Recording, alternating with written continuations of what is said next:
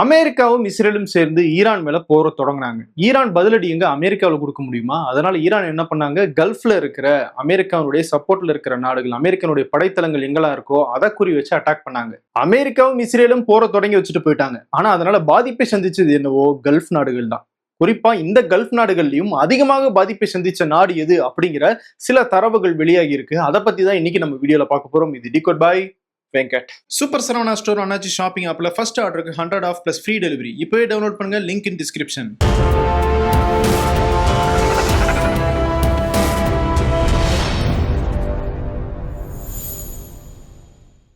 இந்த பொருளை கல்ஃப்ல இருக்கிற நாடுகள்ல அதிகமாக வருவாய் இழப்பு, அதாவது பிசினஸ் லாஸை எதிர்கொண்ட நாடு அப்படின்னா அது கத்தார் தான். சமீபத்திய டேட்டாக்கள் என்ன சொல்லுது அப்படின்னா, மார்ச்ல இருந்து ஆகஸ்ட், அதாவது இந்த போர் நடந்துச்சு இல்லையா, இந்த காலகட்டத்துக்குள்ள கத்தாரினுடைய எல்என்ஜி ஏற்றுமதி அப்படிங்கிறது மிகப்பெரிய அளவுல சரிஞ்சிருக்கு.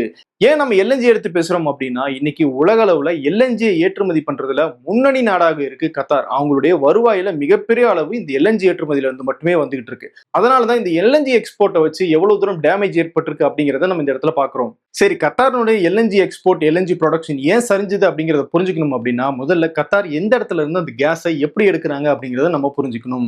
கத்தாரும் ஈரானும் ஒரே கேஸ் ஃபீல்ட்ல இருந்து தான் இந்த கேஸை எடுக்கிறாங்க. அதாவது ஒரு கிணறு மாதிரி வச்சுக்கோங்களேன்.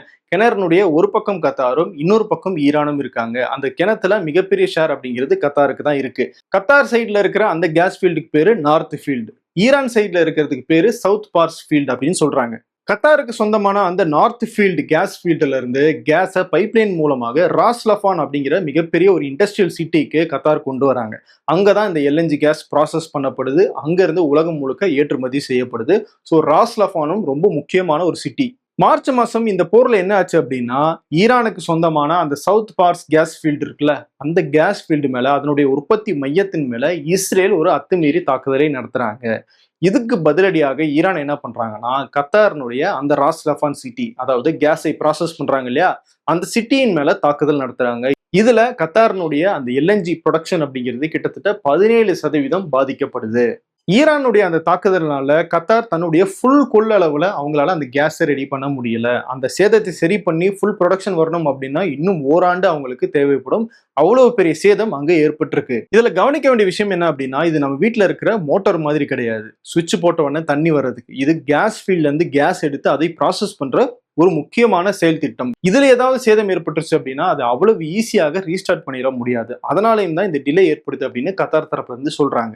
சரி, ஒரு பக்கம் கேஸனுடைய ப்ரொடக்ஷன் தான் கம்மியாயிருச்சு, இன்னொரு பக்கம் இருக்கிற கேஸையும் கப்பல் ஆல்ரெடி லோடான கேஸையும் அவங்களால அனுப்ப முடிஞ்சுதா அப்படின்னு பார்த்தோம்னா, அதுவும் ஈரான் அந்த ஸ்ட்ரெய்ட் ஆஃப் ஹோர்முஸை முடக்கினதுனால அந்த கப்பல்களும் போக முடியாம கட் ஆகிருச்சு.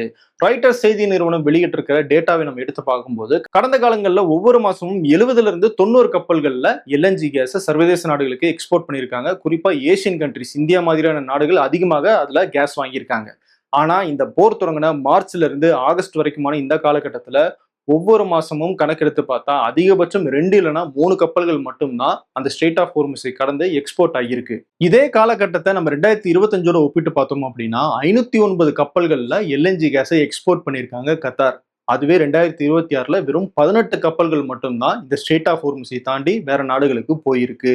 கேஸனுடைய அளவு எவ்வளவு எக்ஸ்போர்ட் ஆகிருக்கு அப்படின்னு பார்த்தோம்னா, மார்ச் 2025 இருந்து ஆகஸ்ட் 2025 வரைக்குமான அந்த காலகட்டத்துல 40 மில்லியன் டன்ஸ் எல்என்ஜி வந்து எக்ஸ்போர்ட் ஆகியிருக்கு. இதுவே 2026 மார்ச்ல இருந்து இப்போ ஆகஸ்ட் வரைக்கும் வெறும் 4.45 மில்லியன் டன் மட்டும்தான் எக்ஸ்போர்ட் ஆகியிருக்கு. எவ்வளவு பெரிய சரிவுன்னு பாருங்க. கிட்டத்தட்ட 96% எல்என்ஜி எக்ஸ்போர்ட் இந்த 6 மாத காலத்துல சரிவடைஞ்சிருக்கு. இந்த 96% பிசினஸ் லாஸ் அப்படிங்கிறது கத்தாரினுடைய 5 மாத ஒட்டுமொத்த வருமானம், கேஸ் மட்டும் கிடையாது, ஒட்டுமொத்தமாக கத்தாருக்கு 5 மாதம் கிடைக்கிற வருமானத்துக்கு ஈக்குவலான லாஸ் தான் இன்னைக்கு கத்தாருக்கு ஏற்பட்டிருக்கு. அப்போ இது எவ்வளவு பெரிய பாதிப்பை அவங்களுடைய அந்த பொருளாதாரத்துல ஏற்படுத்தும் அப்படிங்கிறத யோசிச்சு பாருங்க. நம்மளுடைய வீடியோஸ் நீங்க தொடர்ந்து பார்த்துட்டு இருந்தீங்கன்னா ஒரு விஷயத்த மட்டும் நான் சொல்லிட்டே இருந்திருப்பேன், போர்ல ஏதோ ஒரு தரப்பு லாஸை சந்திக்கும், ஏதோ ஒரு தரப்பு லாபத்தை சந்திக்கும் அப்படின்னு. அப்படி இந்த போர்ல கத்தாரை வைத்து லாபம் சம்பாதித்த நாடு அப்படின்னா அது அமெரிக்கா தான். எப்படின்னு கேக்குறீங்களா? கத்தாரால நிறைய நாடுகளுக்கு இந்த எல்என்ஜி கேஸை இந்த போருக்கு பிறகு ஏற்றுமதி செய்ய முடியலை. அப்ப இந்தியா மாதிரியான நாடுகள் எல்என்ஜி கேஸ் தேவைப்படும் அப்படின்னும் போது எங்க போறாங்க? அமெரிக்கா கிட்ட தான் போறாங்க. அமெரிக்காவிலும் ஏகப்பட்ட அளவுல எல்என்ஜி இருக்கு. அதை அவங்க அதிக அளவுல ஏற்றுமதி பண்றாங்க. இந்த மார்ச்ல இருந்து ஆகஸ்ட் காலகட்டத்துக்குள்ள கிட்டத்தட்ட 7.5 மில்லியன் டன்கான புதிய ப்ராஜெக்டை அமெரிக்க நிறுவனங்கள் எடுத்திருக்காங்க. அவ்வளவு தூரம் எல்என்ஜி சப்ளை பண்றதுக்கான கான்ட்ராக்ட் அவங்களுக்கு போய் சேர்ந்திருக்கு. எவ்வளவு வேடிக்கையா இருக்கு பாருங்க. உங்களுக்கு நாங்க பாதுகாப்பு தரோம் அப்படின்னு சொல்லி அமெரிக்கா கல்ஃப் நாடுகளுக்கு ஆயுதத்தை விற்கிறாங்க. அந்த ஆயுதங்களை பயன்படுத்துறதுக்காக அவங்களே ஒரு போரையும் தொடங்கி வைக்கிறாங்க. அந்த போர்னால பிசினஸ் பாதிப்பு ஏற்பட்டது. அந்த பாதிப்புனால வர கான்ட்ராக்ட்ஸ் அமெரிக்க நிறுவனங்கள் எடுத்துட்டு போயிடுறாங்க. சுத்தி சுத்தி அமெரிக்கா ஏதோ ஒரு வகையில கல்ஃப் நாடுகளை வச்சு இந்த போரை வச்சு லாபம் சம்பாதிச்சுட்டே தான் இருக்காங்க. கல்ஃப் நாடுகள் தான் லாஸை சம்பாதிச்சுக்கிட்டு இருக்காங்க. அதனாலதானோ என்னவோ தெரியல, அமெரிக்காவை மட்டும் இனிமேல் நம்ப முடியாது அப்படின்னு சொல்லி வேற சில பாதுகாப்பு ஏற்பாடுகளை செய்ய தொடங்கிட்டாங்க. குறிப்பா அமெரிக்காவினுடைய படைத்தளங்கள் கல்ஃப்ல இருந்து நீக்கப்படுமா, அவங்க அமெரிக்காவே வெளியேறலாமா அப்படிங்கிற ஒரு சிந்தனையில் இருக்கிறதாகவும் வாஷிங்டன் போஸ்ட் அப்படிங்கிற செய்தி நிறுவனம் தகவல் வெளியிட்டு இருக்கு. அதுல அவங்க என்ன சொல்ல வராங்க அப்படிங்கறத பத்தி டீடைல்டாக டிகோட் பை வெங்கட் சேனல்ல தெளிவாக ஏற்கனவே ஒரு வீடியோ போட்டிருக்கோம். அந்த வீடியோனுடைய லிங்க் நான் கீழே கமெண்ட்ஸ்ல கொடுக்குறேன்.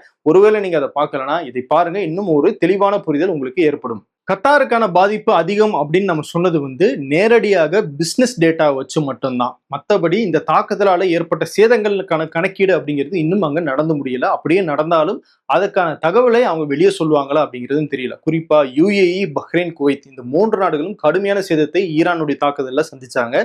குறிப்பா அமெரிக்கானுடைய படைத்தளங்களை மையப்படுத்தி தான் ஈரான் தாக்குதல் நடத்துறாங்க அப்படின்னு சொன்னாலுமே அந்த நாடுகள்ல இருக்கிற டூரிசம் ஸ்பாட்ஸ் மேலேயும் பிசினஸஸ் மேலேயும் ஈரானுடைய தாக்குதல் நடந்தது அப்படிங்கிறது உண்மைதான். அதே மாதிரி யுஏஇ, பஹ்ரைன், குவைத் இந்த 3 நாடுகளுமே அவங்களுடைய எண்ணெயை ஏற்றுமதி செய்ய முடியாம ஈரானுடைய அந்த முடக்கத்தினால பாதிக்கப்பட்டாங்க அப்படிங்கிறது உண்மைதான். ஆனாலும் ஈரானுக்கு தெரியாம ரகசியமாக அமெரிக்கனுடைய உதவியோட ஒரு சில கப்பல்கள்ல இந்த 3 நாடுகளும் அப்பப்போ எண்ணெயை ஏற்றுமதி செஞ்சுட்டு தான் இருந்திருக்காங்க.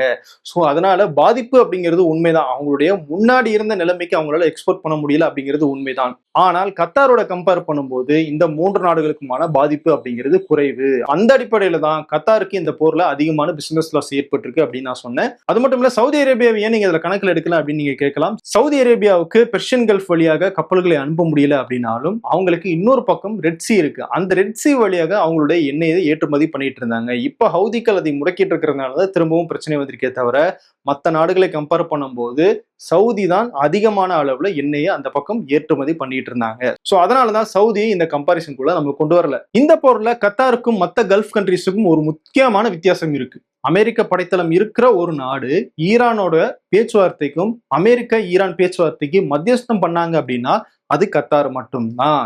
ஈரானால அவ்வளவு தூரம் தாக்குதலுக்கு உள்ளான பிறகும் ஈரானோட பேச்சுவார்த்தைக்கு போனாங்க. இப்போ ஈரானுக்கும் அமெரிக்காவுக்கும் இடையில பேச்சுவார்த்தை நடந்து நடுவுல ஒரு புரிந்துணர்வு ஒப்பந்தம் கையெழுத்தாச்சு இல்லையா, அது கையெழுத்தாகிறதுக்கு ஒரு முக்கியமான ரோல் வகிச்சது பாகிஸ்தானுக்கு பிறகு கத்தாரும் கூட. சோ இவ்வளவு தூரம் பண்ணதுனாலயோ என்னவோ தெரியல, இவ்வளவு லாஸையும் இவ்வளவு அடியையும் அவங்க வாங்கிட்டு இருக்காங்க. ஓகே, பார்ப்போம் தொடர்ந்து இந்த போர்ல என்ன நடக்குது அப்படிங்கறத பத்தி நம்ம டிகோட் பை வெங்கட் சேனல்ல பாத்துட்டு இருக்கோம். இந்த வீடியோ உங்களுக்கு பிடிச்சிருந்துச்சு அப்படின்னா லைக் பண்ணுங்க, ஹைப் பண்ணுங்க, சப்ஸ்கிரைப் பண்ணுங்க. உங்களுடைய நண்பர்களுக்கும் நம்மளுடைய சேனலை பத்தி எடுத்து சொல்லுங்க. தொடர்ந்து ஆதரவு கொடுங்க. அடுத்த வீடியோல உங்களை மீண்டும் சந்திக்கிறேன். நன்றி. சூப்பர் சரவணா ஸ்டோர் அண்ணாச்சி ஷாப்பிங் ஆப்ல ஃபர்ஸ்ட் ஆர்டருக்கு 100 ஆஃப் பிளஸ் ஃப்ரீ டெலிவரி இப்பவே டவுன்லோட் பண்ணுங்க. Link in description.